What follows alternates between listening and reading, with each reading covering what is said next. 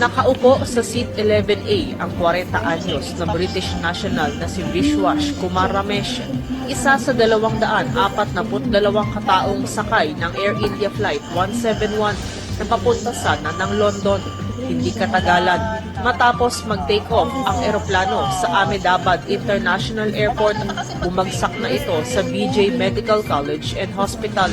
Sa isang interview sa Hindustan Times, ibinahagi ni Ramesh sa media ang mga nakita niya habang ginagamot siya sa ospital.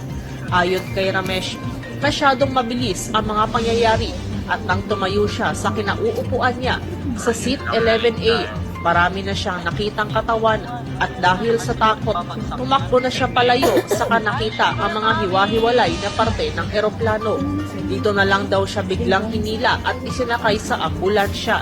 Sabi ni Dr. Rajneesh Patel, professor at head of surgery sa Ahmedabad Civil Hospital, not very critical ang kondisyon ni Ramesh. Maaaring may nakikitang dugo sa mukha ni Ramesh batay sa mga litrato online. Pero sabi ni Patel, hindi raw ito malala at posibleng makalabas na ng ospital sa loob ng 2 araw.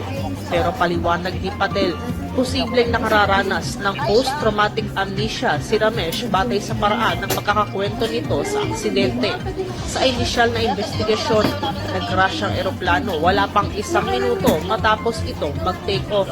Napag-alaman sa Air India na 169 na pasahero nito ay Indian nationals, 53 ang Briton, 7 ang Portuguese at 1 ang Canadian. Sabi pa ni Ramesh, kasama niya ang kapatid niyang si Ajay pero hindi niya ito katabi sa eroplano at